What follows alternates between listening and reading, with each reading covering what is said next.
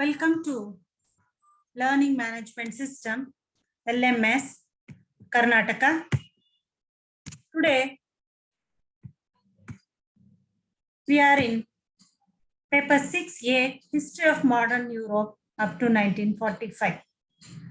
BNA paper 6A, History of Modern Europe up to 1945 ಅನ್ನುವಂತಹ ಪೇಪರ್ನ 5ನೇ ಸೆಮಿಸ್ಟರ್ನ 26ನೇ ಸೆಷನ್ ಅಲ್ಲಿ ನಾವಿದ್ದೇವೆ. ಈ ಒಂದು ವಿಡಿಯೋ ಸೆಷನ್ ನ ಟಾಪಿಕ್ ಅಂದ್ರೆ unification of Italy 3rd, 4th and 5th face.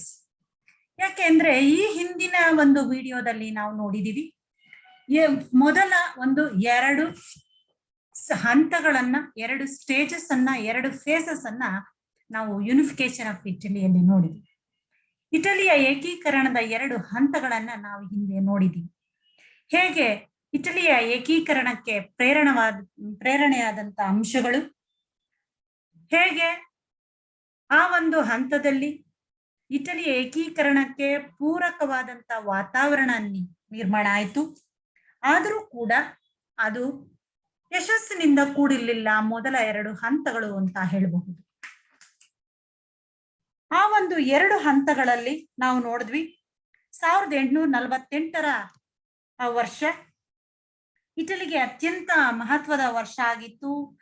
ಆ ಒಂದು ಸಂದರ್ಭದಲ್ಲಿ ಆಸ್ಟ್ರಿಯಾದ ವಿರುದ್ಧ ದಂಗೆ ಎದ್ದಂತಹ ಪರ್ಮಾ, ಟಸ್ಕನಿ, ಮತ್ತೆ ಪೀಡ್ಮಾಂಟ್, ಇವುಗಳೆಲ್ಲ ನೇಪಲ್ಸ್, ಇಲ್ಲೆಲ್ಲ ಕೂಡ ರಾಜರ ವಿರುದ್ಧ, ನೇಪಲ್ಸ್ಗಳಲ್ಲಿ ಎದ್ದಂತಹ ರಾಜರ ವಿರುದ್ಧ ದಂಗೆಗಳನ್ನ ಅಲ್ಲಿ ಸದೆಬಡಿಯಲಾಯಿತು.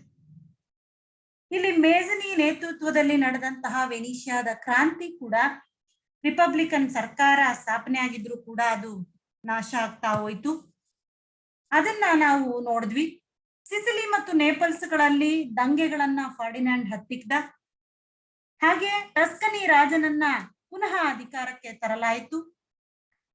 ರೋಮ್ನಲ್ಲಿ ಸ್ಥಾಪನೆ ಮಾಡಿದ್ದಂತಹ ಗಣರಾಜ್ಯವನ್ನ 3ನೇ ನೆಪೋಲಿಯನ್ ನಿರ್ಮೂಲನೆ ಮಾಡ್ದ.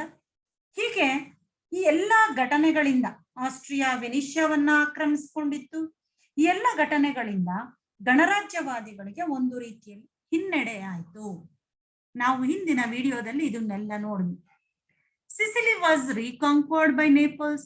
The rulers of Tuscany was reinstated. Garibaldi was defeated and Pope was restored in Rome. Venetia and Lombardy came under Austria. But still, although the movement of 1848 and 49 had failed, some things had been gained. Those who stood for republican government for Italy or a government under the Pope were discredited.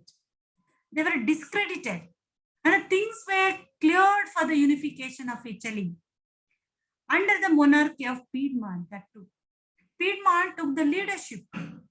Moreover, during this movement, the people from all over the Italy participated, unmindful of the fact whether they belong to one part of Italy or the other. The people of Italy became conscious of themselves. ಈ ಒಂದು consciousness ಬೇಕಾಗಿತ್ತು. ಆ ಒಂದು ಹಂತದಿಂದ ಈ 2 ಮೊದಲು ಮತ್ತು 2ನೇ ಹಂತದಿಂದ 3, 4 ಮತ್ತು 5ನೇ ಹಂತಗಳಲ್ಲಿ ಇದನ್ನ ಏಕೀಕರಣವನ್ನ ಸಾಧಿಸೋದಿಕ್ಕೆ ಸಾಧ್ಯ ಆಯ್ತು ಅಂತ ಹೇಳ್ಬೋದು. ಈ ಒಂದು preliminary preparations made by the people as well as the rulers as well as the leaders of the unification movement made unification of Italy easier in 2nd, 3rd, 4th and 5th stages. So now we will move on to the unification of Italy 3rd, 4th and 5th phase in this session. ಈ ಒಂದು session ಅಲ್ಲಿ ನಾವು Italy ಏಕೀಕರಣ 3, 4 ಮತ್ತು 5ನೇ ಹಂತಗಳನ್ನ ನಾವಿಲ್ಲಿ ನೋಡೋಕೆ ಹೊರಡ್ತೀವಿ. ಮೇಜನಿ ಮೊದಲ 2 ಹಂತಗಳಲ್ಲಿ ಪ್ರಮುಖ ಪಾತ್ರ ವಹಿಸಿದ್ದಂತಹವರು. ಹಾಗೆ Charles Albert, the king of Sardinia, ಅವನು ತನ್ನ ಮಗನಾದಂತ 2ನೇ ವಿಕ್ಟರ್ ಎಮ್ಯಾನ್ಯುಯಲ್ಗೆ ತನ್ನ ಸಿಂಹಾಸನವನ್ನ ಬಿಟ್ಟು ಹೋಗ್ತಾನೆ. ಅವನ ಒಂದು ಅಲ್ಲಿ ಲೊಂಬಾರ್ಡಿಗೆ ಮುತ್ತಿಗೆ ಹಾಕಿದಾಗ ಅದು ವಿಫಲ ಆಗಿದ್ರಿಂದ ಬೇಸರಗೊಂಡು ಚಾರ್ಲ್ಸ್ ಆಲ್ಬರ್ಟ್ ಪೋರ್ಚುಗಲ್ಗೆ ಹೋಗಿ ಅಲ್ಲಿ ನಿಧನನಾಗಿರ್ತಾನೆ. ಈ ಒಂದು ವಿಕ್ಟರ್ ಎಮ್ಯಾನ್ಯುಯಲ್ ಎರಡನೇ ಇವನಿಗೆ ಕೊಟ್ಟು ಹೋಗಿರ್ತಾನೆ ಅಧಿಕಾರವನ್ನ. ಇವನು ಎರಡನೇ ವಿಕ್ಟರ್ ಎಮ್ಯಾನ್ಯುಯಲ್ ಬಹಳಷ್ಟು ಚತುರ ರಾಜನೀತಿ ನಿಪುಣ, ವೀರ ಯೋಧ, ಅಪ್ರತಿಮ ದೇಶಭಕ್ತ ಕೂಡ. ಇವನು ದಕ್ಷ ಆಡಳಿತಗಾರನಾದಂತ ಇವನು 1852ರಲ್ಲಿ ಕೌರ್ನನ್ನ ತನ್ನ ಪ್ರಧಾನಿಯಾಗಿ ನೇಮಿಸಿಕೊಂಡು ಏಕೀಕರಣ ಸಾಧನೆ ಮಾಡ್ತಾನೆ. ಈ ಒಂದು ದೇಶಭಕ್ತನ ಒಂದು ಕಾರಣದಿಂದನೇ ಅಪಾರ ಒಂದು ಏಕೀಕರಣ ಸಾಧ್ಯ ಆಯಿತು. ಅಪಾರ ಪ್ರೀತಿ ವಾತ್ಸಲ್ಯಕ್ಕೆ ಜನರಿಂದ ಪಾತ್ರನಾಗಿದ್ದ. ಅವನನ್ನ ಇಟಲಿಯ ಏಕೀಕರಣದ ಅನರ್ಘ್ಯ ರತ್ನ ಮತ್ತು ದೇಶದ ಪ್ರಾಮಾಣಿಕ ದೊರೆ ಅಂತ ಕೂಡ ಕರೆಯೋದಿಕ್ಕೆ ಕಾರಣ ಆಗುತ್ತೆ. ಅವನು ಮಾಡಿದಂತ ಪ್ರಯತ್ನಗಳು ಅಷ್ಟಿದ್ದು ಈ ಇಟಲಿಯ ಏಕೀಕರಣಕ್ಕೆ. ಇನ್ನ ನಾವು ಕೌರ್ನ ಒಂದು ಪಾತ್ರವನ್ನ ಮರೆಯೋ ಹಾಗಿಲ್ಲ. ತೃತೀಯ ಹಂತದಲ್ಲಿ ಕೌಂಟ್ ಡಿ ಕೌರ್ ಅಪಾರವಾದಂತಹ ಒಂದು ಶ್ರಮವನ್ನ ವಹಿಸ್ತಾನೆ. ಈ ಅವನ ಕೊಡುಗೆಗಳನ್ನ ನಾವು ನೋಡ್ಲೇಬೇಕಾಗತ್ತೆ ಈ 3, 4 ಮತ್ತು 5ನೇ ಹಂತಗಳಲ್ಲಿ. ಹಾಗೆ ಗಿಸಿಪಿ ಗ್ಯಾರಿಬಾಲ್ಡಿ ಅಥವಾ ಜೋಸೆಫ್ ಗ್ಯಾರಿಬಾಲ್ಡಿ ಅಂತ ಕೂಡ ಕರೀತಾರೆ. ಇನ್ನ ಗ್ಯಾರಿಬಾಲ್ಡಿಯ ಪಾತ್ರ ಕೂಡ ಈ ಹಂತದಲ್ಲಿ litre stages of unification seems to be very important. ಇನ್ನು ನಾವು ಸ್ಟೇಜಸ್ ಆಫ್ ಇಟಾಲಿಯನ್ ಯೂನಿಫಿಕೇಶನ್ ಅಲ್ಲಿ 3rd ಸ್ಟೇಜ್ ಅನ್ನ ನೋಡೋದಾದ್ರೆ ರೋಲ್ ಆಫ್ ಕೌಂಟ್ ಕೌರ್, ಅವನ ಒಂದು ಆಡಳಿತ, ಅವನ ಒಂದು ಸುಧಾರಣೆಗಳು, ಅವನ ಪಾತ್ರವನ್ನ ನೋಡೋದಾದ್ರೆ ಈ ಕೌಂಟ್ ಕೌರ್ ಯುರೋಪ್ ಕಂಡಂತಹ ಶ್ರೇಷ್ಠ ರಾಜತಂತ್ರಜ್ಞರಲ್ಲಿ ಒಬ್ಬ. ಆತನು ದಕ್ಷ ಆಡಳಿತಗಾರ, ಚತುರ ರಾಜನೀತಿಜ್ಞ, ಒಳ್ಳೆ ರಾಯಭಾರಿ, ಉದಾರವಾದಿ, ಮಹಾ ಮುತ್ಸದ್ದಿ ಮತ್ತು ಇವನು ಅಪ್ರತಿಮ ದೇಶಭಕ್ತ.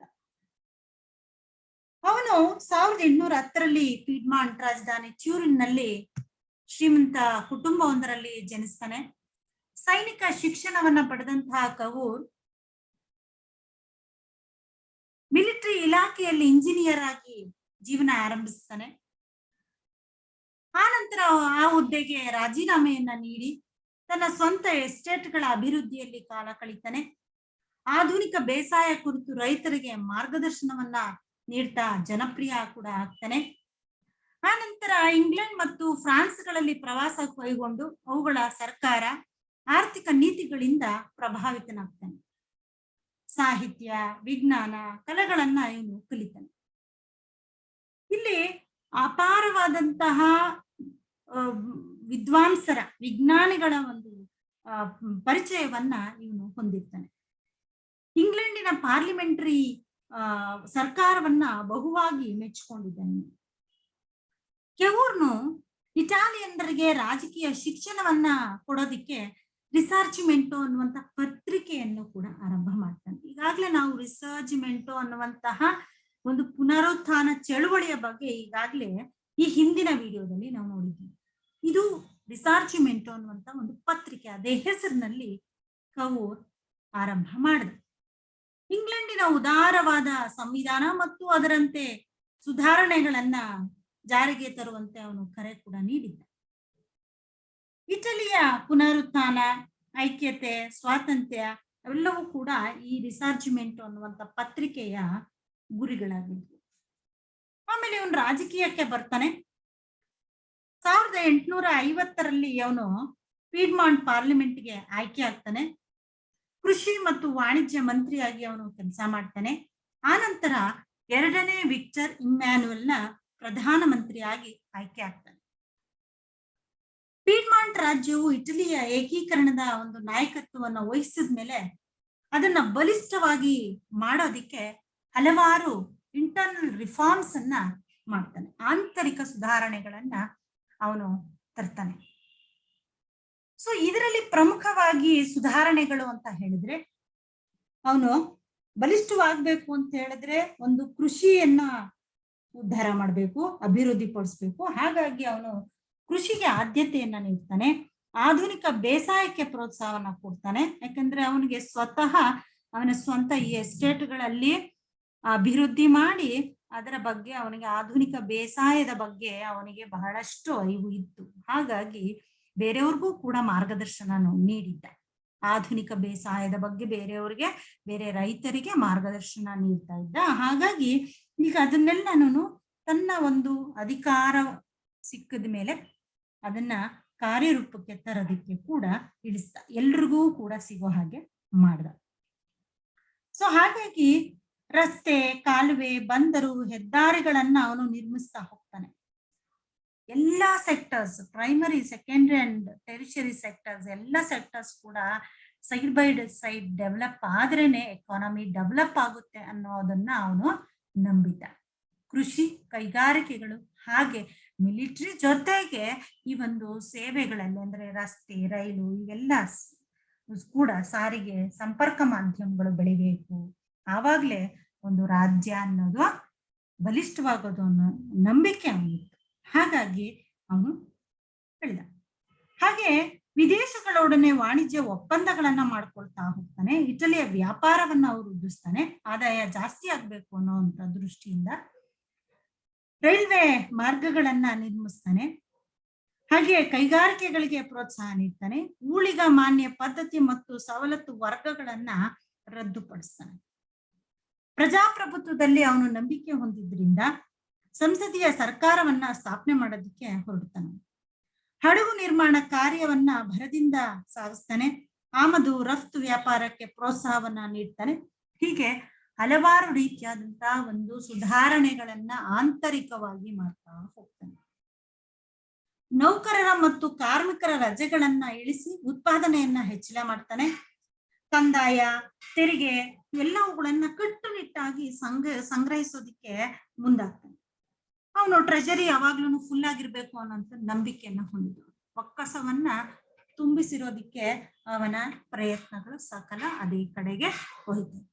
ಹಾಗಾಗಿ ಸೈನಿಕರ ಒಂದು ಸಂಖ್ಯೆಯನ್ನು ಕೂಡ ಅವನು ಇನ್ಕ್ರೀಸ್ ಮಾಡ್ತಾನೆ. ಸೈನ್ಯವನ್ನ ಪುನರ್ ಸಂಘಟನೆ ಮಾಡ್ತಾನೆ. ಬಲಿಷ್ಠ ಪಡೆಯನ್ನಾಗಿ ಅದನ್ನ ಮಾಡ್ತಾನೆ. ಹೀಗೆ ಈ ಆರ್ಥಿಕ ಸುಧಾರಣೆಗಳ ಮೂಲಕ ಪೀಡ್ಮಾಂಟ್ನ ಆರ್ಥಿಕ ಅಭಿವೃದ್ಧಿ ಸಾಧಿಸ್ತಾನೆ ಇವನು. ಇಲ್ಲಿ ಪ್ರಮುಖವಾಗಿ ನಾವು ನೋಡುವಂತ ಅಂಶ, ಮೊದಲಿಗೆ ಅವನು ಮನಗಾಣೋದು ಈ ಒಂದು ಪೀಡ್ಮಾಂಟ್ ರಾಜ್ಯ ನಾಯಕತ್ವ ವಹಿಸ್ಬೇಕು ಅಂತ ಹೇಳಿದ್ರೆ he should be very strong. He should be strong enough to lead the unification movement against Austria and other countries also. So ಹಾಗಾಗಿ ಮೊದಲು ಬಲಿಷ್ಠವಾಗಿರ್ಬೇಕು ಅಂದ್ರೆ ಈಗಾಗ್ಲೇ ನೋಡಿದ ನಾವು ಹೇಗೆ ಪ್ರೀವಿಯಸ್ ಚಾರ್ಲ್ಸ್ ಆಲ್ಬರ್ಟ್ ನ ಒಂದು ನೇತೃತ್ವದಲ್ಲಿ ಫೇಲ್ ಆಯ್ತು. ಯಾಕೆ ಅಂದ್ರೆ ಇವೆಲ್ಲವುಗಳು ಕೂಡ ಅದರ ಕೈಲಿರ್ಲಿಲ್ಲ, ಹಾಗಾಗಿ ಇಟ್ ಫೇಲ್ಡ್ ಅಂತ. ಸೊ ಅದೇ ಮಿಸ್ಟೇಕ್ ಮತ್ತೆ ಮಾಡಬಾರ್ದು ಅಂತ ಹೇಳಿ ಇವನು ಈ ಒಂದು ಸುಧಾರಣೆಗಳನ್ನ ಕೈಗೊಳ್ತಾನೆ. ಹಾಗೆ ಇವನು ಹಲವಾರು ಫಾರಿನ್ ಪಾಲಿಸಿ ಕೂಡ ಬದಲಾವಣೆ ಮಾಡ್ತಾ ಹೋಗ್ತಾನೆ. ವಿದೇಶಾಂಗ ನೀತಿಯಲ್ಲೂ ಕೂಡ ಹಲವಾರು ಬದಲಾವಣೆಗಳು ಮಾಡ್ತಾ ಹೋಗ್ತಾನೆ. ಅವನು ಹೇಳ್ತಾನೆ, ಕೌರ್ನ ಪ್ರಕಾರ ಗುಪ್ತ ಸಂಘಗಳಿಂದಾಗಲಿ, ಕ್ರಾಂತಿಗಳಿಂದಾಗಲಿ, ಬರಹ ಭಾಷಣಗಳಿಂದಾಗಲಿ ಇಟಲಿಯ ಏಕೀಕರಣ ಅಸಾಧ್ಯ. ಅದೇನಿದ್ದರೂ ವಿದೇಶಗಳ ಸಹಾಯದಿಂದ ಮಾತ್ರ ಸಾಧ್ಯ. ನಾನು ಭಾಷಣಗಳನ್ನ ಮಾಡಲಾರೆ, ಆದರೆ ಏಕೀಕರಣ ಸಾಧಿಸಬಲ್ಲೆ ಅಂತ ಹೇಳ್ತಾನೆ. ಸೊ ಹಾಗಾಗಿ ವಿದೇಶಿಯರ ನೆರವು ತುಂಬಾನೇ ಅತ್ಯಗತ್ಯ ಅಂತ ನಂಬಿದಂತ. ಇವನು ಮೊದಲಿಗೆ ನಾನು ಒಬ್ನೇ ಮಾಡ್ತೀನಿ ಅನ್ಕೊಂಡಿದ್ದ, but it was not possible ಅಂತ ಅವನಿಗೆ ಅಧಿಕಾರಕ್ಕೆ ಬಂದ ತಕ್ಷಣನೇ ಗೊತ್ತಾಯ್ತು. So Piedmont became the leader of the people of Italy, and it had to be made very strong state to lead it. So Cavour made it strong.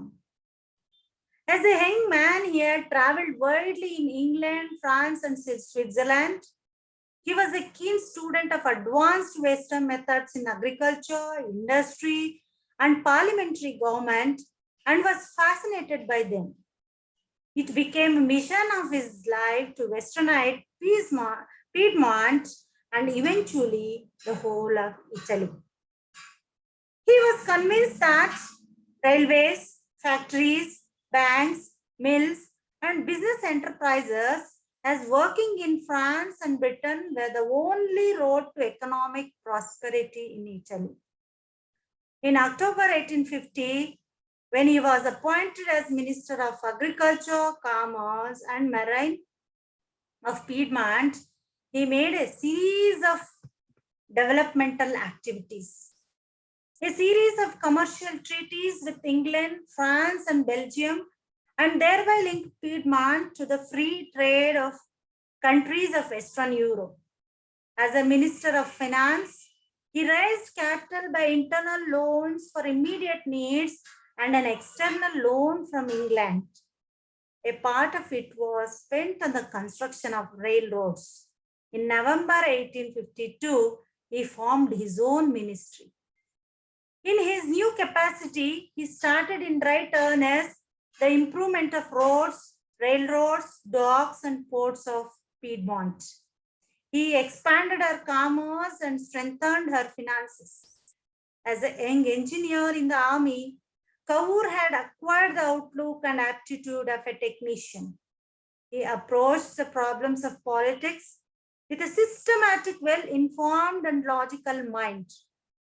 He was always prepared to analyze them patiently and carefully in order to find out a solution. By 1854, he had succeeded in running Piedmont on a sounder business-like lines. Keeping England and France as his models, he passed the necessary legislation to modernize the structures of business corporations, banks, and credit institutions, cooperative societies, the civil administration, and the army. After the end of Crimean War in 1856, Cavour took further a more intensive program of economic development. He tried to acquire more military and economic strength for his country. The railways of greatest strategic importance were expanded, and the naval bases were created. Genoa was changed from a naval base into a great commercial port with new docks and leading facilities. Piedmont was linked very closely with the West by rail and steamship. By the time Cavour died in 1861, he had created by diplomatic alliances and wars a new kingdom of Italy with Piedmont as its core, but still excluding Venetia and Rome. This was the case of Count Cavour. ಅವನ ಒಂದು ನಿಧನದ ಒಂದು ಹೊತ್ತಿಗೆ ಒಂದು ಸುಭದ್ರವಾದಂತಹ ಒಂದು ಏಕೀಕೃತ ಇಟಲಿಯನ್ನ ರಚಿಸಿ ಹೋದ. ವೆನಿಷಿಯಾ ಮತ್ತು ರೋಮನ್ನ ಹೊರತುಪಡಿಸಿ ದೊಡ್ಡ ಒಂದು ಇಟಲಿಯನ್ನೇ ಸೃಷ್ಟಿ ಮಾಡಿ ಹೋಗಿದ್ದ, ಏಕೀಕೃತ ಇಟಲಿಯನ್ನ ಸೃಷ್ಟಿಸಿ ಹೋಗಿದ್ದ. ಈ ಒಂದು ಏಕೀಕರಣದ ಒಂದು ಹೆಜ್ಜೆಯಾಗಿ ಮೊದಲಿಗೆ ಇವನಿಟ್ಟಿದ್ದು ಕ್ರಿಮಿಯನ್ ವಾರ್, ಕ್ರಿಮಿಯಾದ ಯುದ್ಧ. 1854ರಿಂದ 56ವರೆಗೂ ನಡೆದಂತಹ ಯುದ್ಧದಲ್ಲಿ ಅವನು ಪಾರ್ಟಿಸಿಪೇಟ್ ಮಾಡ್ತಾನೆ. Cavour joined the Crimean War in 1855 on behalf of England, France, and Turkey, and against Russia.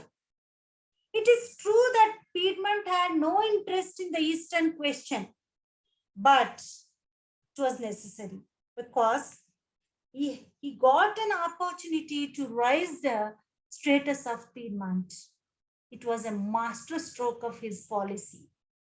When the Italian troops complained of mud in Crimea, Cavour wrote back this, out of this mud, Italy will be made. After the victory over Russians, the Congress of Paris was held in 1856.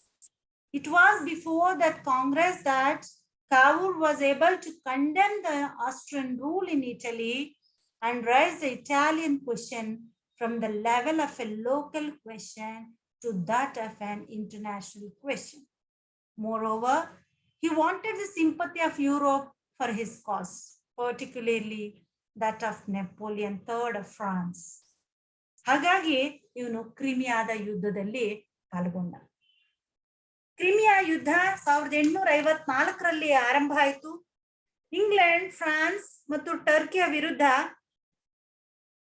ಇವನು ಕ್ರಿಮಿಯಾ ಯುದ್ಧದಲ್ಲಿ ಪಾಲ್ಗೊಳ್ಳೋದಿಕ್ಕೆ ಒಪ್ಪಿಕೊಂಡ. ರಷ್ಯಾದ ಈ ಯುದ್ಧದಲ್ಲಿ ಅವನು ಸಹಾಯ ಮಾಡೋದಕ್ಕೆ ಮುಂದಾದ. ಇದಕ್ಕೆ ಸೈನಿಕ ನೆರವು ನೀಡೋದಕ್ಕೆ ಯಾವುದೇ ಒಂದು ಸಕಾರಣ ಇವನ್ಗಿರ್ಲಿಲ್ಲ.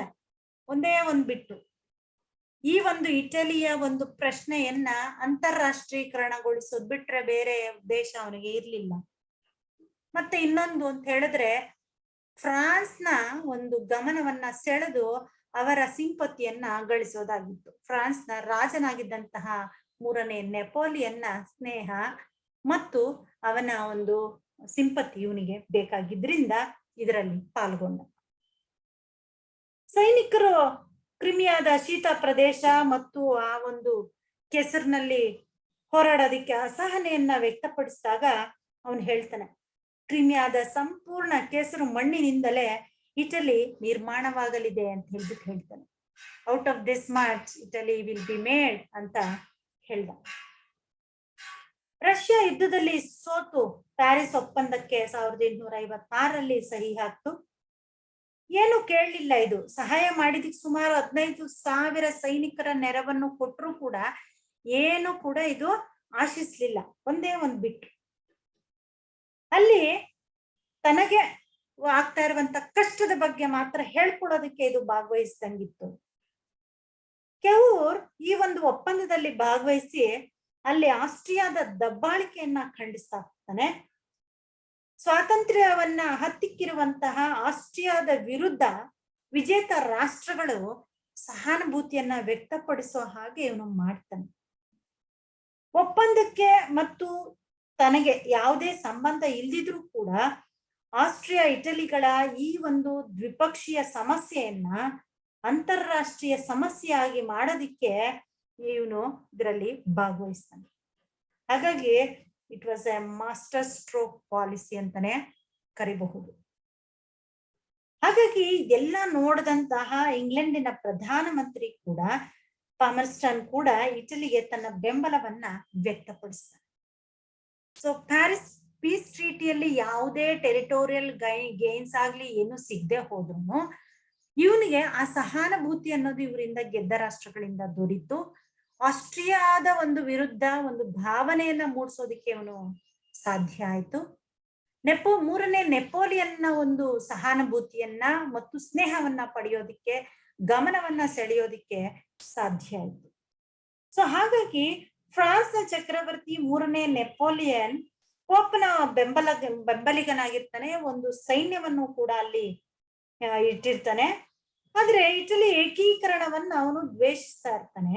ಆದ್ರೆ ಇವ್ ಹೇಗೆ ಇವನ ಕಡೆ ಬರ್ತಾನೆ ಅನ್ನುವಂಥ ಪ್ರಶ್ನೆಗೆ ಉತ್ತರ ಏನಪ್ಪಾ ಅಂತ ಹೇಳಿದ್ರೆ, ನೆಪೋಲಿಯನ್ನ ಒಂದು ಗಮನವನ್ನ ಈ ಪ್ಯಾರಿಸ್ ಪೀಸ್ ಟ್ರೀಟಿಯಲ್ಲಿ ಸೆಳೆದಿರ್ತಾನೆ 1856ರ ಈ ಒಂದು ಸಂದರ್ಭದಲ್ಲಿ. ಮತ್ತು ನೆಪೋಲಿಯನ್ಗೆ ಒಂದು ಬಾರಿ ಪ್ರಾಣ ಭೀತಿ, ಒಬ್ಬ ಬಾಂಬ್ ಕೂಡ ಹಾಕ್ಬಿಟ್ಟಿರ್ತಾನೆ ಇಟಲಿಯ ತರುಣ ದೇಶಭಕ್ತ.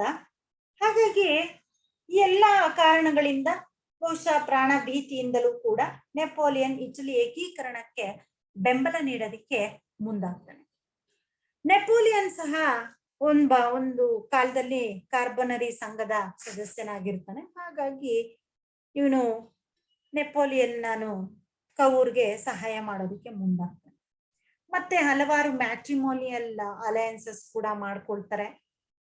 ಈ ಒಂದು ನಿಟ್ಟಿನಲ್ಲಿ ಮದುವೆ ವೈವಾಹಿಕ ಸಂಬಂಧಗಳನ್ನ ಏರ್ಪಡಿಸ್ಕೊಳ್ತಾರೆ ಇಟಲಿಯ ಈ ಪೀಡ್ಮಾಂಟ್ ಮನೆತನ ಮತ್ತು 3ನೇ ನೆಪೋಲಿಯನ್ ಮನೆತನ. ಹಾಗಾಗಿ ನೆಪೋಲಿಯನ್ನ ರಹಸ್ಯವಾಗಿ, ಇದು ಓಪನ್ ಆಗಿ ಮಾಡ್ಕೊಳ್ಳುವಂತ ಟ್ರೀಟಿ ಆಗಿರ್ಲಿಲ್ಲ. ಇದರ ವಿರುದ್ಧ ಆಸ್ಟ್ರಿಯಾ ಒಂದು ದನಿ ಎತ್ತಬಹುದು ಅನ್ನುವಂತ ಭಯ ಕಾಡ್ತಿತ್ತು. ಹಾಗಾಗಿ ಫ್ಲಾಂಬಿಯರ್ಸ್ ಅನ್ನುವಂತ ಒಪ್ಪಂದವನ್ನ ಟ್ರೀಟಿಯನ್ನ ನೆಪೋಲಿಯನ್ ಜೊತೆಗೆ ಕವೂರ್ ಮಾಡ್ಕೊಳ್ತಾನೆ. Plombiers Treaty was a treaty between Napoleon III and Count Cavour. ಇದರ ಒಂದು ಕರಾರುಗಳು ಅಂದ್ರೆ ಇಟಲಿಗೆ ಫ್ರಾನ್ಸ್ ಆಸ್ಟ್ರಿಯಾ ವಿರುದ್ಧ ಸೈನಿಕ ನೆರವು ನೀಡುವುದು, ಪ್ರತಿಫಲವಾಗಿ ಇಟಲಿ ಫ್ರಾನ್ಸ್ಗೆ ಸವಾಯ್ ಮತ್ತು ನೈಸ್ಗಳನ್ನ ಬಿಟ್ಕೊಡೋದು, ಮತ್ತೆ ಸಾರ್ಡಿನಿಯಾದ ದೊರೆ ತನ್ನ ಮಗಳನ್ನ ಕೊಟ್ಟು ನೆಪೋಲಿಯನ್ನ ದಾಯಾದಿಗೆ ಕೊಟ್ಟು ಮದುವೆ ಮಾಡುವಂಥದ್ದು, ಈ ರೀತಿಯಾಗಿ ಒಪ್ಪಂದದಲ್ಲಿ ತೀರ್ಮಾನ ಆಗುತ್ತೆ, ಕರಾರುಗಳು.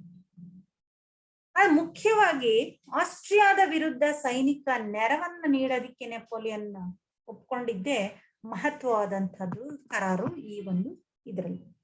ಸೊ ಹಾಗಾಗಿ ಕೌರ್ ಹೇಳ್ತಾನೆ, ದಾಳವನ್ನ ಎಸೆದಾಗಿದೆ, ಅದರಿಂದ ಇತಿಹಾಸ ನಿರ್ಮಾಣವಾಗಲಿದೆ ಅಂತ. ಯಾಕೆ ಅಂತ ಹೇಳಿದ್ರೆ ಇವನ್ನ ತನ್ನ ಕಡೆ ಸೆಳ್ಕೊಂಡಿದ್ದಾನೆ, ಆಸ್ಟ್ರಿಯಾವನ್ನ ಒಂಟಿಯಾಗಿ ಮಾಡ್ಕೊಳ್ಳೋದಿಕ್ಕೆ ಇದೊಂದು ಸಂದರ್ಭ, ಸುಸಂದರ್ಭ. ಹಾಗಾಗಿ ಈ ಒಂದು ಆಂತರಿಕವಾಗಿ ಬಾಹ್ಯವಾಗಿ ಎಲ್ಲಾನು ಸದೃಢವಾದಂತ ಪೀಡ್ಮಾಂಟ್ ಅನ್ನ ನೋಡಿದಂತಹ ಆಸ್ಟ್ರಿಯಾ ಸಹಿಸದೆ ಅದು ಕೂಡ ತನ್ನ ಮಿಲಿಟರಿಯನ್ನ ಸಿದ್ಧತೆ ಮಾಡ್ಕೊಳ್ಳೋದಕ್ಕೆ ತಯಾರು ಮಾಡುತ್ತೆ, ಸಿದ್ಧತೆ ಎಲ್ಲ ಕೂಡ ತಯಾರಾಗುತ್ತೆ.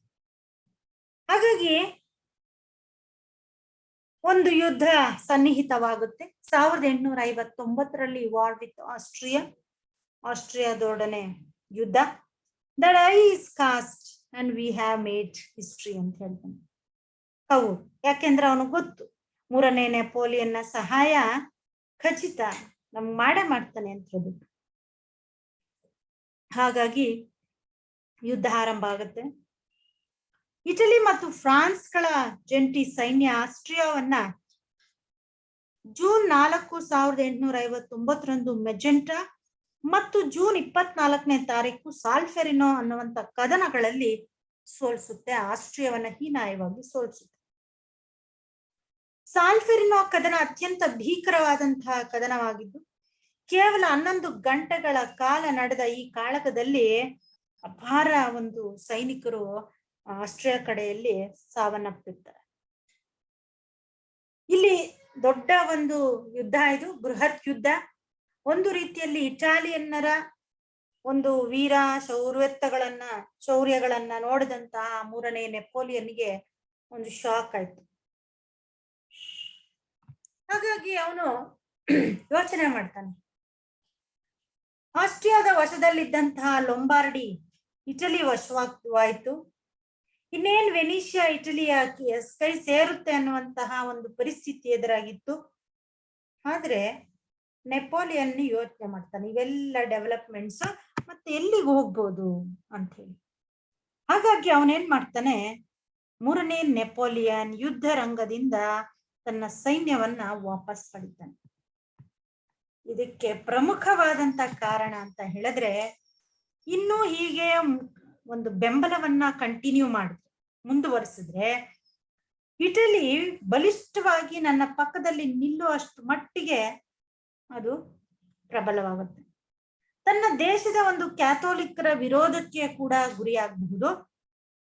ಆಮೇಲೆ ಇನ್ನೊಂದು ಕಾರಣ ಅಂದ್ರೆ ಕೋಪಗೊಂಡಂತ ಆಸ್ಟ್ರಿಯಾ ಪರ ಪ್ರಷ್ಯಾಗಳು ಎಲ್ಲ ಸೇರ್ಕೊಂಡು ನನ್ನ ಮೇಲೆ ಯುದ್ಧಕ್ಕೆ ಬಂದ್ರೆ ನನ್ನ ಗತಿ ಏನು ಅನ್ನುವಂತ ಭಯ ಕೂಡ ಅವನಲ್ಲಿತ್ತು.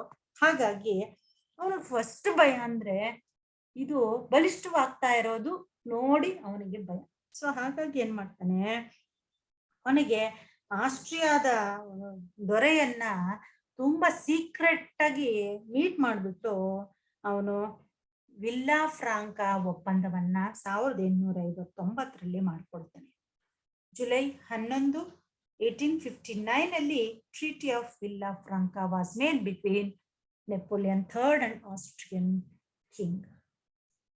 ಹೀಗೆ ಈ ಒಪ್ಪಂದದ ಒಂದು ಪ್ರಕಾರ ಆಸ್ಟ್ರಿಯಾ ಲಂಬಾರ್ಡಿಯನ್ನ ಇಟಲಿಗೆ ಬಿಟ್ಕೊಡೋದು, ಆದ್ರೆ ವೆನಿಷಿಯನ್ನ ಮಾತ್ರ ಆಸ್ಟ್ರಿಯಾ ತನ್ನಲ್ಲೇ ಉಳಿಸ್ಕೊಳ್ಬಹುದು. ಪರ್ಮಾ ಮತ್ತೆ ಮಾಡನಾ, ಟಸ್ಕನಿ ರಾಜ್ಯಗಳನ್ನ ಪುನಃ ಆಯಾ ರಾಜರುಗಳಿಗೇನೆ ಬಿಟ್ಕೊಡುವಂಥದ್ದು.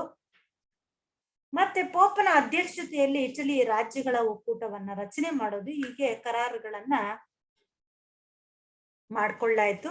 ನಂತರ ಜ್ಯೂರಿಚ್ ಒಪ್ಪಂದದ ಮೂಲಕ ಇದನ್ನ ಮಾನ್ಯ ಕೂಡ ಮಾಡ್ಲಾಯ್ತು. ಹೀಗೆ ಇನ್ನೇ ಸಾಧಿಸ್ತಾ ಇದ್ದೀವಿ ಅನ್ನುವಂತ ಹಂತದಲ್ಲಿ ಇವನು ವಾಪಸ್ ಬಂದಂಗೆ ಆಯ್ತು. Armistice of Villafranca was signed by Napoleon III without consulting Piedmont. It disappointed Cavour. ತುಂಬಾನೇ ಡಿಸಪಾಯಿಂಟ್ ಆಯ್ತು, ತುಂಬಾ ಬೇಸರವನ್ನ ಉಂಟು ಮಾಡಿದಂತ ಒಂದು ವಿಷಯ. ಸೊ ಹೀಗೆ ನೆಪೋಲಿಯನ್ನ ಆ ಜನ ಎಲ್ಲ ಇಟಾಲಿಯನ್ರೆಲ್ಲನೂ ಕೂಡ ವಿಮೋಚಕ, ರಕ್ಷಕ, ಹಿತೈಷಿ ಎಲ್ಲ ಹೊಗಳಿದ್ರು. ಆದ್ರೆ he was more, Napoleon III was more like a ವಿಶ್ವಾಸ ದ್ರೋಹಿ, ಒಂಥರ ಮೋಸಗಾರ.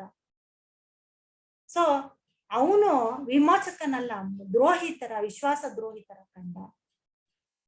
ಸೊ ಇದರಿಂದ ಕೋಪಗೊಂಡಂತ ಇವರು ಯುದ್ಧವನ್ನ ಮುಂದುವರಿಸೋದಿಕ್ಕೆ ಕೇಳ್ತಾರೆ. ಆದ್ರೆ ವಿಕ್ಟರ್ ಎಮ್ಯಾನ್ಯುಯಲ್ ತಿರಸ್ಕಾರ ಮಾಡ್ಬಿಡ್ತಾನೆ. ಇದರಿಂದ ಎರಡರಿಂದನೂ ಕೂಡ ಕೋಪಗೊಂಡಂತಹ ಕವೂರ್ ರಾಜೀನಾಮೆಯನ್ನ ಕೊಟ್ಬಿಡ್ತಾನೆ. ಆದ್ರೆ ಕೊನೆಗೆ ಇನ್ನು ಮತ್ತೆ ನೀವು ಮಾಡ್ಲೇಬೇಕು, ಮುಂದುವರಿಬೇಕು ಅನ್ನುವಂತಹ ಒಂದು ಆಸೆ ಜನರಲ್ಲಿದೆ, ಮುಂದುವರಿಬೇಕು ಅಂತ ಹೇಳ್ಬಿಟ್ಟು ಎರಡನೇ ವಿಕ್ಟರ್ ಎಮ್ಯಾನ್ಯುಯಲ್ ಅದನ್ನ ವಾಪಸ್ ಪಡೆಯುವಂತೆ ಕೇಳ್ಕೊಳ್ತಾನೆ. ಸೊ ಹಾಗಾಗಿ ಅವನು ಮತ್ತೆ ವಿಕ್ಟರ್ ಒಂದು ಎಮ್ಯಾನ್ಯುಯಲ್ನ ಮಾತಿಗೆ ಗೌರವ ಕೊಟ್ಟು ವಾಪಸ್ ಪಡಿತಾನೆ ಅದನ್ನ. ಮತ್ತೆ ತನ್ನ ಒಂದು ಇವುಗಳನ್ನ, ನೀತಿಗಳನ್ನ ಅವನು ಮುಂದುವರಿಸ್ತಾನೆ. ಅವನು ಹೇಳ್ತಾನೆ, ನನ್ನ ಒಂದು ಪ್ರಯತ್ನ, ನಾನು ಏನು ಪ್ರಯತ್ನಗಳನ್ನ ಮಾಡ್ಕೊಂಡು ಬರ್ತಾ ಇದ್ದೀನಿ, ಅವುಗಳು ನಾರ್ತಿಂದ ಮಾಡ್ಕೊಂಡ್ ಬರ್ತಾ ಇರೋ ಇವುಗಳನ್ನ ನೀವು ನಾಶ ಮಾಡಿದ್ರೇನು, ನಾನು ದಕ್ಷಿಣದಿಂದ ಮಾಡ್ಕೊಂಡ್ ಬರ್ತೀನಿ ಅಥವಾ ಮಧ್ಯದಿಂದ ಮಾಡ್ಕೊಂಡ್ ಬರ್ತೀನಿ ಅಂತ ಹೇಳ್ಬಿಟ್ಟು ಅವನು ತನ್ನ ಹೇಳಿಕೆಯನ್ನ ಕೊಡ್ತಾನೆ. ಸೊ ಹೀಗೆ ತನ್ನ ಒಂದು ಉತ್ಸಾಹವನ್ನ ಮತ್ತೆ ಕೊಲ್ಲದೆ, ಮತ್ತೆ ಅವನು ಚಿಗುರೊಡೆದು ತನ್ನ ಒಂದು ಇವುಗಳನ್ನ, ನಿರ್ಧಾರಗಳನ್ನ ಮತ್ತೆ ಬದಲಾಯಿಸಿಕೊಂಡು ಹೊಸ ಚೈತನ್ಯದೊಂದಿಗೆ ಕೌಂಟ್ ಕವೂರ್ ಈ ಒಂದು ಇವುಗಳನ್ನ ಮಾಡ್ತಾರೆ. ಈ ಒಂದು ಇದನ್ನ ಒಂದು ಕಾನ್ಸ್ಪಿರೇಟರ್ ಆಗಿದ್ದಂತ ನೆಪೋಲಿಯನ್ III ನ ಒಂದು ನೀತಿಯಿಂದ ಬೇಸತ್ತಿದ್ದಂತ ಇವನು ಮತ್ತೆ ಅದರಿಂದ ಹೊರಗಡೆ ಬಂದು ಮತ್ತೆ ಮಧ್ಯ ಇಟಲಿಯನ್ನ ಸೇರ್ಪಡೆ ಮಾಡ್ಕೊಡೋದಿಕ್ಕೆ ಮುಂದಾಗ್ತದೆ. ಸೊ ಹೀಗೆ as a prime minister, he resigned his post, but later on came back to his post again. So it was found that the people of Tuscany, Modena, Parma, and Romagna were not prepared to allow the emperors of France and Austria to hand them back to their old rulers. Our tayar. A similar part was played by Tuscany. Representative Assembly in Florence declared unanimously in August 1859 that Tuscany deserved to become a part of strong Italy under the constitutional rule of Victor Emmanuel. Victor Emmanuel himself praised the wonderful example of moderation and unity shown by the people of Tuscany, and he gave an assurance that he would represent the claims of Tuscany in the coming Congress. The people of Parma, Modena, Bologna also demanded union with the kingdom of Victor Emmanuel II.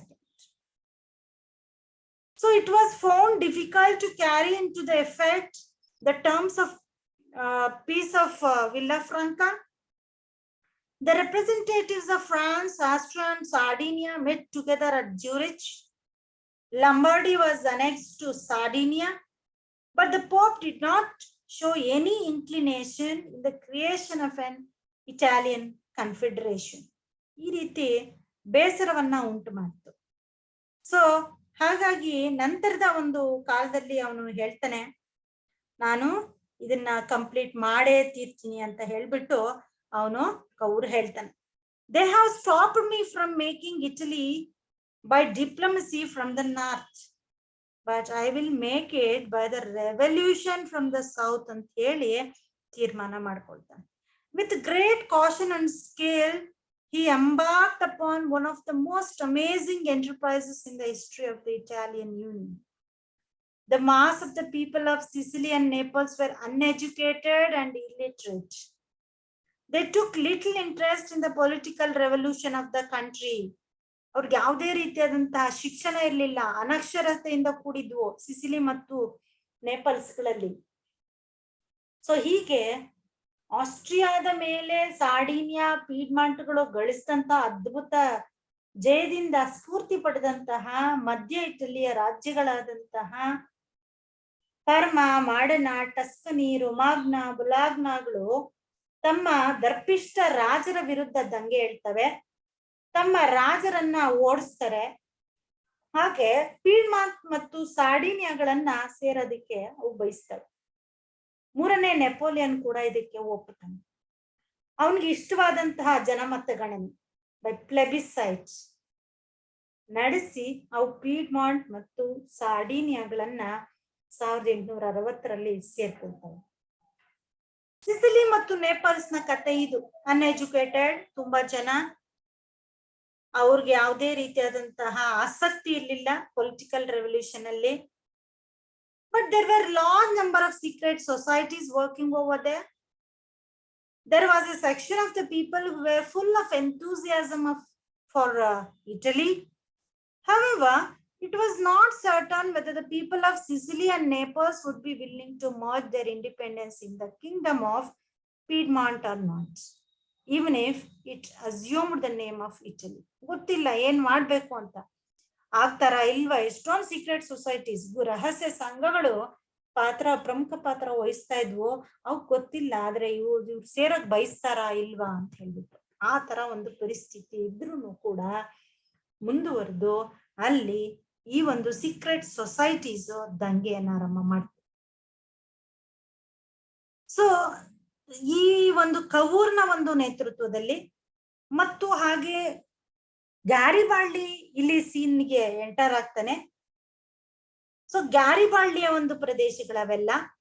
So ಹಾಗಾಗಿ Garibaldi had landed in Sicily.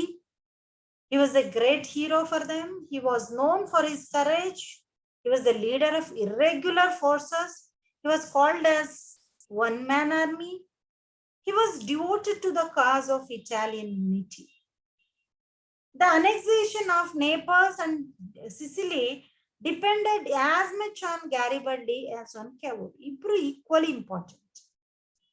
Although Cavour and Garibaldi did not see eye to eye with each other, meet ಆಗ್ಲಿಲ್ಲ ಯಾವತ್ತೂ ಅವರು.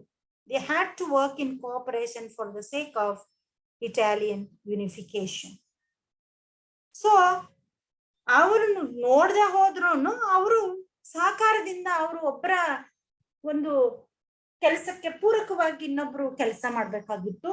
ಹಾಗಾಗಿ ಮಧ್ಯ ಇಟಲಿಯ ಸೇರ್ಪಡೆಯಾಗಿ ನಂತರ Sicily ಮತ್ತು ಎಕ್ಸೆಷನ್ of Sicily ಮತ್ತು ನೇಪಲ್ಸ್ಗೆ ಮುಂದಾದಂತ ಸಮಯದಲ್ಲಿ ಇವನು ಗ್ಯಾರಿಬಾಲ್ಡಿ ಪ್ರಮುಖ ಪಾತ್ರವನ್ನ ವಹಿಸ್ತಾನೆ. Garibaldi landed at the extreme south of Italy and marched on Naples. There was no resistance. King Francis was betrayed by many of his ministers and soldiers, and he left Naples for Gaeta on 6 September 1860. Garibaldi entered Naples and he was welcomed by the people. The triumph of Garibaldi was amazing. So like this, Sicily and Naples was acquired. So ಇಲ್ಲಿ ಮಾರ್ಚಸ್ ಮತ್ತು ಉಂಬ್ರಿಯಾ ಇವೆಲ್ಲವೂ ಕೂಡ ಪ್ರದೇಶಗಳು ಪಾಪ್ನ ಅಧೀನದಲ್ಲಿದ್ದಂತಾವು. Cavour was happy that King Francis of Naples and Sicily had been overthrown, but he was anxious to know what was to take its place. ಬೇರೆ ಇನ್ನೇನ್ ಮಾರ್ಗ ಇದು ಅನುಸರಿಸುತ್ತೆ ಅನ್ನುವಂತ ಒಂದು ಆತಂಕದಲ್ಲಿ ಕವೂರ್ ಇದ್ದ. Garibaldi was always declared that he was acting in the name of Italy, and Victor Emmanuel, but it was not certain as to what he might do in actual practice. ಅದೊಂದು ಭಯ ಇತ್ತು. ಬಟ್ ದೇಶಭಕ್ತ Garibaldi, Mazzini and his followers were working for a republic. There was a strong party which wanted to give to Naples and Sicily a separate and independent status in a free and united Italy. ಈ ರೀತಿಯಾದಂತ ಒಂದು ಪರಿಸ್ಥಿತಿ ಇತ್ತು. But ನಂತರದ ಕಾಲದಲ್ಲಿ ಇದು ಕೂಡ ಈ ಒಂದು ಇಟಲಿಯನ್ನ ಸೇರ್ಕೊಳ್ತು, ಯಾವುದೇ ಒಂದು ತೊಂದರೆ ಆಗದಂತೆ. ಸೊ ಇಲ್ಲಿ ಪೇಪಲ್ ಸ್ಟೇಟ್ಸ್ ಆಗಿದ್ದಂತ ಮಾರ್ಚಾಸ್ ಮತ್ತು ಉಂಬ್ರಿಯಾಗಳಲ್ಲೂ ಕೂಡ ಇದೇ ರೀತಿ ರಿವೋಲ್ಟ್ಸ್ ನಡೀತು. There were revolts in the Marches and in Umbria. It was difficult to attack the papal territory as the Pope was recognized as a part of state system of Europe. So ಹಾಗಾಗಿ ತುಂಬಾನೇ ಕಷ್ಟ. Pop 9ನೇ Pius ಅವನ ಮೇಲೆ ಏನಾದ್ರು ದಾಳಿ ಮಾಡಿದ್ರೆ ದೊಡ್ಡ ಅನಾಹುತವೇ ಜರುಗೋಗ್ತಾ ಇತ್ತು. ಸೊ ಸಾರ್ಡಿನಿಯಾದ ರಾಜಾಂಗ ಎನಿಸ್ತಾ ಇತ್ತು, to prevent the papal troops from suppressing with violence the popular movements in Umbria. ಒಂದು ಏನಾದ್ರೂ ತೊಂದರೆ ಆಗಬಹುದು ಅಂದ್ರೆ ಪೇಪಲ್ ಟ್ರೂಪ್ಸ್ ಇಂದ, ಅಂದ್ರೆ ಪೋಪ್ನ ಒಂದು ಇದರಿಂದ. ಸೊ ಹಾಗಾಗಿ ಆ ತೊಂದರೆ ಒಂದು ನಿವಾರಣೆ ಆದ್ರೆ ಸಾಕು ಅಂತ ಬಯಸ್ತಾ ಇರ್ತಾನೆ. ಬಟ್ ಅಷ್ಟೊತ್ತಿಗೆ ದೊಡ್ಡ ಒಂದು ರಾಜ್ಯವೇ ಇಟಲಿಯೇ ಸೃಷ್ಟಿಯಾಗಿದೆ. So the first Italian parliament met in Turin in February 1861. In March, a new constitutional decree containing a single article was promulgated. Victor Emmanuel II assumed the title of King of Italy. So, ಒಂದು ರೀತಿಯಲ್ಲಿ ಏಕೀಕೃತವಾದಂತಹ ಇಟಲಿಯನ್ನ 1861ಕ್ಕೆ ಕವೂರ್, ಮ್ಯಾಝನಿ, Garibaldi ಇವರೆಲ್ಲರ ಒಂದು ಪ್ರಯತ್ನದಿಂದ ಆಗಿರುತ್ತೆ. So ಇಲ್ಲಿ ವೆನಿಷಿಯಾ ಮತ್ತು ರೋಮನ್ನ ಹೊರತುಪಡಿಸಿ ಇನ್ನೆಲ್ಲ ಪ್ರದೇಶಗಳು ಕೂಡ ಏಕೀಕೃತಗೊಂಡಿರುತ್ತೆ, with Turin as its capital. But soon in June 1861 Cavour died. ಇದೊಂದು ದೊಡ್ಡ ಆಘಾತವೇ ಸರಿ. ಇನ್ನೂ ಮಾರ್ಗ ತುಂಬಾ ದೂರ ಇತ್ತು ಅಂತ ಹೇಳ್ಬಹುದು. ವೆನಿಷಿಯಾ ಮತ್ತು ರೋಮ್ ಅನ್ನ ಆಕ್ರಮಿಸ್ಕೊಳ್ಳೋದು ಬಹಳಷ್ಟು ದೊಡ್ಡ ಕಾರ್ಯವಾಗಿತ್ತು ಈ ಒಂದು Italian unification. But he died on the way. ಅವನ ಒಂದು ಪ್ರಮುಖವಾದಂತ ಒಂದು statement, Italy is made, all is safe ಅನ್ನುವಂಥದ್ದು ಅವನು ಕೊನೆಯ ಮಾತುಗಳಿವೆ. ಇಟಲಿ ಮಾಡಾಗಿದೆ, ಇಟಲಿಯ ಸೃಷ್ಟಿ ಆಗಿದೆ, ಎಲ್ಲವೂ ಕೂಡ ಸುರಕ್ಷಿತವಾಗಿದೆ. ಹೌದು, ಇಟಲಿ ನಿರ್ಮಾಣವಾಯಿತು, ಏಕೀಕೃತ ಇಟಲಿ ನಿರ್ಮಾಣ ಆಯಿತು, ಎಕ್ಸೆಪ್ಟ್ ವೆನಿಷಿಯನ್ ರೋಮ್. ಹೀಗೆ ಅವನ ಒಂದು ಲೆಗಸಿ, ಅವನ ಒಂದು ಕೊಡುಗೆ ನೋಡೋದಾದ್ರೆ, Italy as a nation is the legacy of the life and work of Cavour ಅಂತಾನೆ ಹೇಳ್ಬಹುದು. He was the real creator of Italy as a nation. ಅದೊಂದು ದೇಶ ಅನ್ನಿಸ್ಕೊಡೋ ಅಂತ ಮಟ್ಟಕ್ಕೆ ಬಂತು ಅಂದ್ರೆ because of the efforts of Cavour. He had created Italy of the Italians. ಅವನು ಅದನ್ನೇ ಮೊದಲು ಹೇಳ್ತಾ ಇದ್ದ, ಇಟಲಿ ಫಾರ್ ಇಟಾಲಿಯನ್ಸ್ ಕ್ರಿಯೇಟ್ ಮಾಡೋದೇ ನನ್ನ ಉದ್ದೇಶ ಅಂತ. ಹೌದು, ಈಗ ಇಟಲಿ ಆಫ್ ದ ಇಟಾಲಿಯನ್ಸ್ ಅನ್ನ ಕ್ರಿಯೇಟ್ ಮಾಡೋದಕ್ಕೆ ಅವನು ಬಹಳ ಶ್ರಮಿಸಿ ಅವನು ಅದನ್ನ ಸಾಕಾರಗೊಳಿಸಿದ್ದ. ಅವನು ಹೀಗೆ ಕವೂರ್ ಬಹಳಷ್ಟು ಶ್ರಮವನ್ನ ಹಾಕ್ದ. ಅವನು ಒಂದು ಫಿಲಿಪ್ ಹೇಳ್ತಾರೆ, ಇಟಲಿ ಒಂದು ರಾಷ್ಟ್ರ ಆಗ್ಬೇಕು ಅಂತ ಹೇಳಿದ್ರೆ ಕವೂರ್ ಬಿಟ್ಟು ಹೋದಂತ ಒಂದು ಆಸ್ತಿ ಮತ್ತು ಜೀವಮಾನ ಕೆಲಸ ಅಂತ ಹೇಳ್ಬಿಟ್ಟು ಫಿಲಿಪ್ ಹೇಳ್ತಾರೆ. ಸೊ ಹೀಗೆ ಇದ್ದಂತಹ ಇಟಲಿ ದೊಡ್ಡ ಒಂದು ರಾಜ್ಯವಾಗಿ ಸಾರ್ಡಿನಿಯಾದಿಂದ ಹಿಡಿದು 1859 ಅಲ್ಲಿ ಹೀಗಿತ್ತು. ಮತ್ತೆ ಲೇಟರ್ ಆನ್ ಬೈ 1860 ಈ ರೀತಿ ಯುನೈಟೆಡ್ ಪ್ರಾವಿನ್ಸಸ್ ಕ್ರಿಯೇಟ್ ಆಯ್ತು. Central Italy also joint Sardinia except Venetia and Sicily. Venetia and Rome ಮತ್ತೆ ಇವುಗಳನ್ನ ಬಿಟ್ಟು ಬೇರೆ ಎಲ್ಲವೂ ಕೂಡ ಏಕೀಕೃತಗೊಂಡು ಹೋಯ್ತು. ಇನ್ನ ನಂತರ ಇದರಲ್ಲಿ ನಾವು ನೋಡೋದಾದ್ರೆ ಫಿಫ್ತ್ ಸ್ಟೇಜ್ ನಾವು ನೋಡೋದಾದ್ರೆ ಫೋರ್ತ್ ಅಂಡ್ ಫಿಫ್ತ್ ಸ್ಟೇಜ್ ಅಲ್ಲಿ ನಾವು ನೋಡೋದಾದ್ರೆ ಫೋರ್ತ್ ಸ್ಟೇಜ್ ಅಲ್ಲಿ ಗ್ಯಾರಿಬಾಲ್ಡಿಯ ಒಂದು ಪಾತ್ರ ಬಹಳ ಮುಖ್ಯವಾದಂಥದ್ದು. ಇಲ್ಲಿ accession of Venetia by Garibaldi and his army red shirts. ಇಲ್ಲಿ ಇವನ ಒಂದು ಬಗ್ಗೆ ಹೇಳ್ಬೇಕು ಅಂದ್ರೆ ಗ್ಯಾರಿಬಾಲ್ಡಿ ಒಬ್ಬ ಕ್ರಾಂತಿವೀರ, ಅಪ್ರತಿಮ ದೇಶಭಕ್ತ. ಅವನು ಮೊದಲಿಂದಲೂ ಕೂಡ ಕನ್ಸು ಕಾಣ್ತಾ ಇದ್ದ, ಇಟಲಿಯನ್ನ ಏಕೀಕೃತಗೊಳಿಸ್ಬೇಕು, ಆಸ್ಟ್ರಿಯಾದ ದಬ್ಬಾಳಿಕೆಯಿಂದ ಇವನು ಮುಕ್ತಗೊಳಿಸ್ಬೇಕು ಅನ್ನುವಂತ ಕನಸು ಅವನಾಗಿತ್ತು. ಸೊ ಅವನು ಫ್ರಾನ್ಸ್ ಕ್ರಾಂತಿ 1848ರ ಸಂದರ್ಭದಲ್ಲಿ ಇಟಲಿಗೆ ಅವನು ಬಂದ ರಾಷ್ಟ್ರ ನಿರ್ಮಾಣ ಕಾರ್ಯದಲ್ಲಿ ತೊಡಗಿರ್ತಾನೆ. ಅವನು ಬಹಳಷ್ಟು ಬಾರಿ ಗಡಿಪಾರಾಗುತ್ತಾನೆ. ಸವಾಯಲ್ಲಿ ದಂಗೆ ಹೂಡಿದ್ರಿಂದ ಆಸ್ಟ್ರಿಯಾ ಅವನನ್ನ ದಕ್ಷಿಣ ಅಮೆರಿಕಾಗೆ ಗಡಿಪಾರು ಮಾಡಿರುತ್ತೆ. ಸೊ ಹಾಗಾಗಿ ಅವನು ಅವೆಲ್ಲ ಅಲ್ಲಿ ಯುದ್ಧ ತರಬೇತಿಯನ್ನ ಪಡೆದು ವಾಪಸ್ ಬಂದಿರ್ತಾನೆ 48ರಲ್ಲಿ. ಈ ರೀತಿ ಹಲವಾರು ಬಾರಿ ಕೂಡ ಅವನು ಗಡಿಪಾರಾದದ್ದು ಉಂಟು. 1859ರ ಆಸ್ಟ್ರಿಯಾ ವಿರುದ್ಧದ ಯುದ್ಧದಲ್ಲೂ ಕೂಡ ಅವನು ಭಾಗಿಯಾಗಿರ್ತಾನೆ. ಅವನ ನಂಬಿಕೆ ಅಂದ್ರೆ ಖಡ್ಗದಿಂದಲೇ ಏಕೀಕರಣ ಸಾಧ್ಯ ಅಂತ. ಹಾಗಾಗಿ ಅವನು 1000 ಯೋಧರನ್ನ ಸಂಘಟನೆ ಮಾಡಿ ಅವ್ರಿಗೆ ಶಸ್ತ್ರಾಸ್ತ್ರಗಳ ಒಂದು ತರಬೇತಿಯನ್ನ ಕೊಡ್ತಾನೆ. ಅವರನ್ನ ರೆಡ್ ಶರ್ಟ್ಸ್, ಕೆಂಪಂಗಿ ಅಂತ ಕೂಡ ಕರೀತಾರೆ, ಕೆಂಪಂಗಿ ದಳ ಅಂತ.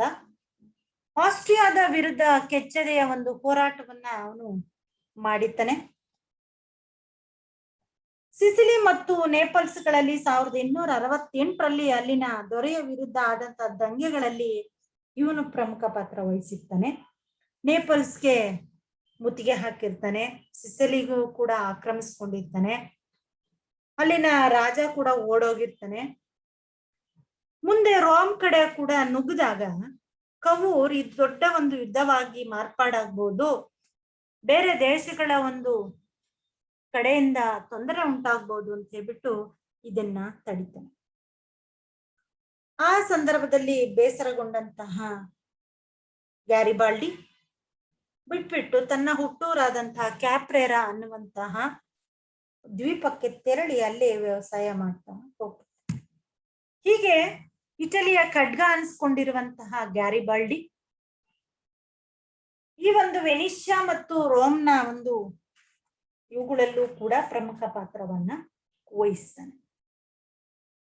ಇಲ್ಲಿ ವೆನಿಷಿಯಾವನ್ನ 1866ರಲ್ಲಿ ಪಡ್ಕೊಳ್ಳೋದಕ್ಕೆ ಕಾರಣ ಏನಪ್ಪಾ ಅಂತ ಹೇಳಿದ್ರೆ, ಜರ್ಮನಿಯ ತನ್ನ ಏಕೀಕರಣವನ್ನ ಸಾಧಿಸೋದಿಕ್ಕೆ ಅದರ ಶತ್ರುವಾದಂತ ಇಟಲಿ ಮತ್ತು ಜರ್ಮನಿಯ ಶತ್ರು, ಇಬ್ಬರ ಶತ್ರುನು ಕೂಡ ಆಸ್ಟ್ರಿಯಾ.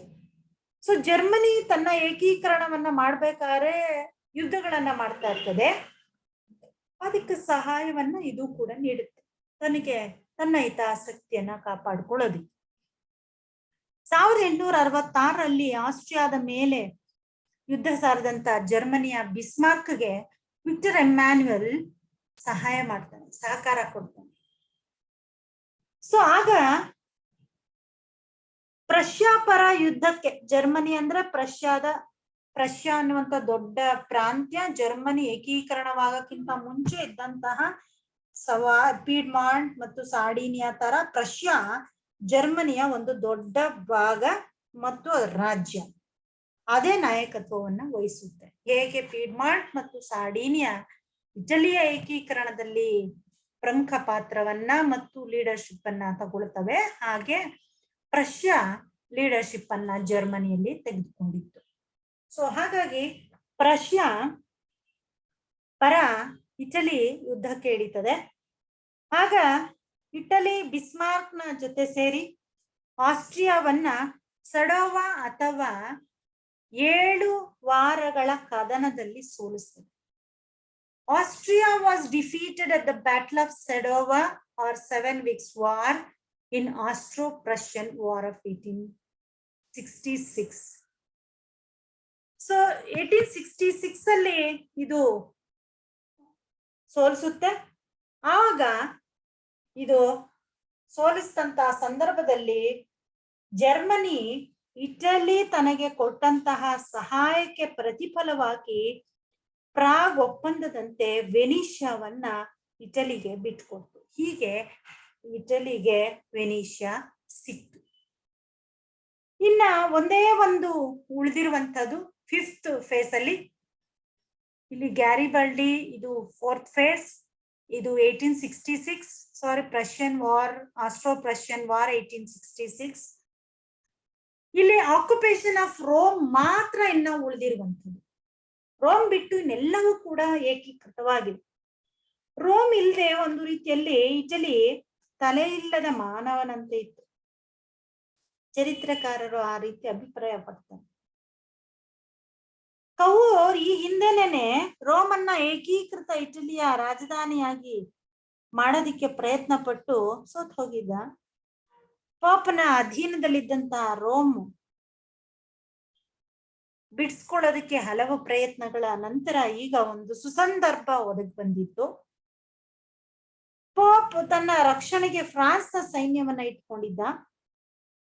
1870ರಲ್ಲಿ ಜರ್ಮನಿಯ ಏಕೀಕರಣವನ್ನ ಸಾಧಿಸೋದಿಕ್ಕೆ ಬಿಸ್ಮಾರ್ಕ್ ಫ್ರಾನ್ಸ್ನ ಮೇಲೆ ಯುದ್ಧವನ್ನ ಸಾರ್ತಾನೆ. ಹೇಗೆ ಹಿಂದೆ ಆಸ್ಟ್ರಿಯಾದ ಒಂದು ವಿರುದ್ಧ ನಡೆದಂತ ಯುದ್ಧದಲ್ಲಿ ಪಾಲ್ಗೊಂಡು ವೆನಿಷಿಯಾವನ್ನ ಸೇರ್ಪಡೆಗೊಳಿಸಿರ್ತಾರೆ, ವೆನಿಷಿಯಾವನ್ನ ಆಸ್ಟ್ರಿಯಾದಿಂದ ಕಿತ್ಕೊಂಡಿದ್ದಾರೆ. ಹಾಗೆ ಈಗ ಯುದ್ಧಕ್ಕೇನು ಸಹಾಯ ನೀಡದೆ ಹೋದ್ರೂ ಕೂಡ ಈ ಯುದ್ಧದ ಸಂದರ್ಭದಲ್ಲಿ ಫ್ರಾಂಕೋ ಪ್ರಷಿಯನ್ ವಾರ್ 1870-71 ನಡೆದಂತ ಈ ಯುದ್ಧದಲ್ಲಿ ಫ್ರಾನ್ಸ್ನ ಸೈನ್ಯ ರೋಮ್ನಲ್ಲಿ ಪೋಪ್ನ ಒಂದು ಸಹಾಯಕ್ಕೆಂದು ಇದ್ದಂತ ಒಂದು ಸೈನ್ಯ ವಾಪಸ್ ಕರೆಸ್ಕೊಳ್ತಾನೆ 3ನೇ ನೆಪೋಲಿಯನ್. ಸೊ ಫ್ರಾನ್ಸ್ ಚಕ್ರವರ್ತಿ 3ನೇ ನೆಪೋಲಿಯನ್ ಬಿಸ್ಮಾರ್ಕ್ನ ವಿರುದ್ಧ ಹೋರಾಡೋದಕ್ಕೆ ರೋಮ್ನಲ್ಲಿ ಇಟ್ಟಿದ್ದಂತಹ ತನ್ನ ಸೈನ್ಯವನ್ನ ವಾಪಸ್ ಕರ್ಕೊಂಡ ತಕ್ಷಣನೇ ಇಟಲಿ ಸಮಯ ಕಾಯ್ತಾ ಇದ್ದು, ಒಂದು ಸುಸಂದರ್ಭಕ್ಕೆ ಕಾಯ್ತಾ ಇತ್ತು. ಇದೊಂದು ಒದಗ್ ಬಂತು ಈ ಸಂದರ್ಭ. ರೋಮ್ಗೆ ತನ್ನ ಸೈನ್ಯವನ್ನ ನುಗ್ಗಿಸಿ ಆಗ ಅದನ್ನ ಆಕ್ರಮಿಸ್ಕೊಳ್ತದೆ. ಸೊ ಹೀಗೆ ರೋಮ್ಗೆ ಸೈನ್ಯವನ್ನ ನುಗ್ಗಿಸಿ ರೋಮನ್ನ ವಶಪಡಿಸ್ಕೊಳ್ತದೆ. ಹೀಗೆ ಈ ಒಂದು ಫ್ರಾಂಕೋ ಪ್ರಷಿಯನ್ ವಾರ್ ಸಂದರ್ಭದಲ್ಲಿ ರೋಮ್ ಕೂಡ ಇಟಲಿಯ ಜೊತೆಗೆ ಸೇರ್ಪಡೆ ಆಗುತ್ತೆ. ಸೊ ಹೀಗೆ 1870ರಲ್ಲಿ ಟ್ಯೂರಿನ್ನಿಂದ ರಾಜಧಾನಿಯನ್ನ ರೋಮ್ಗೆ ವರ್ಗಾಯಿಸಲಾಗುತ್ತೆ. ಪಾಪು ವ್ಯಾಟಿಕನ್ ನಗರದಲ್ಲಿ ಹೋಗಿ ಆಶ್ರಯವನ್ನ ಪಡಿತಾನೆ. ಹೀಗೆ ಇಟಲಿಯ ಒಂದು ಏಕೀಕರಣ ಪೂರ್ಣಗೊಳ್ಳುತ್ತೆ. ಗ್ಯಾರಿಬಾಲ್ಡಿ ಹೇಗೆ ಒಬ್ಬ ಸಂತ ದೇವರಲ್ಲಿ ನಂಬಿಕೆಯನ್ನ ಹೊಂದಿರ್ತಾನೋ ಹಾಗೆ ಇಟಲಿಯಲ್ಲಿ ನಂಬಿಕೆಯನ್ನ ಹೊಂದಿದ್ದ. He believed in Italy as the saints believed in God. He was called the sword of Italy. He established red shirts and he was called one-man army. Because of his efforts and other patriots' efforts, the unification of Italy became a reality. So in this way, unification of Italy was completed in 1870 as a result of the efforts of the Italian patriots, foreign help, and the force of circumstances too. So Masonry was called as the heart and soul of unification of Italy. Count Cavour as a brain of unification of Italy, and Garibaldi as the sword of unification of Italy. According to A.J.P. Taylor, the unification of Italy completed what Crimean War had begun. That was the destruction of European order.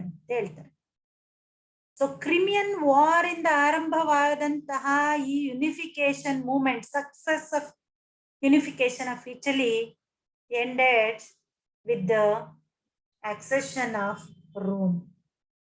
So ಹೀಗೆ Italy ಏಕೀಕರಣ, ಮ್ಯಾಜಿನಿಯ ತತ್ವಜ್ಞಾನ, ಕೌರ್ನ ರಾಜಕೀಯ ನೈಪುಣ್ಯತೆ, ಗ್ಯಾರಿಬಾಲ್ಡಿಯ ಖಡ್ಗ ನೀತಿಗಳ ಫಲಗಳಿಂದ ಪೂರ್ಣಗೊಳ್ತಾ ಹೋಗ್ತದೆ.